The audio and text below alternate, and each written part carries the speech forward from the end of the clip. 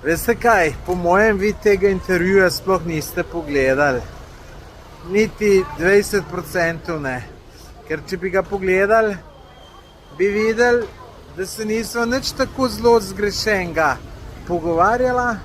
Pogovarjala so se o nekaterih stvareh, za katera midva misliva, da je problem. Zdaj, če vi za vse te stvari, ki so se midva z Magotom pogovarjala, mislite, da ni problem, dajte, potem vam vabim, pridite na Dolenjsko živeti, glede zraven onih, ki jih v Ljubljani nimate, če ste z Ljubljane, pa boste videli, kako je. Jaz cel življenje živim z njim, pa vem, kako je. In če to ni problem, o katerem se je treba pogovarjati, potem pa ne vem, kaj je problem. In lejte, to, kar vi od mene zahtevate, to je cenzura. To je cenzura in vidite, jaz dam prostor tudi takem, ki je Zmago Jelenčič. Kakor sem pa že v enem videu povedal, vabim tudi leve, pa se mi ne odzovejo. Nekateri me celo nategnejo, no, eden me je. Mi je obljubil, da pride, 2 dni prej bi mogel priti, je pa odpovedal. Tako da, lejte,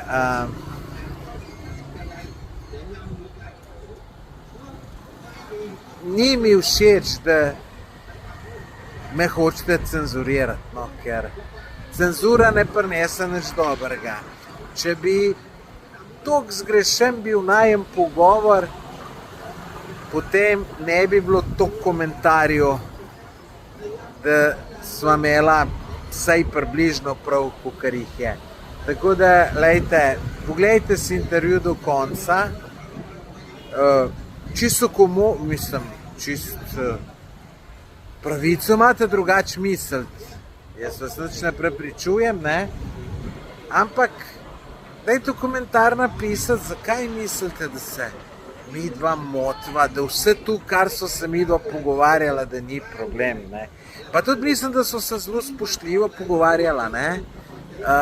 Lejte, kar se Romu tiče, sem jaz rekel, da ne bi mu nič proti njim, če bi normalno delali.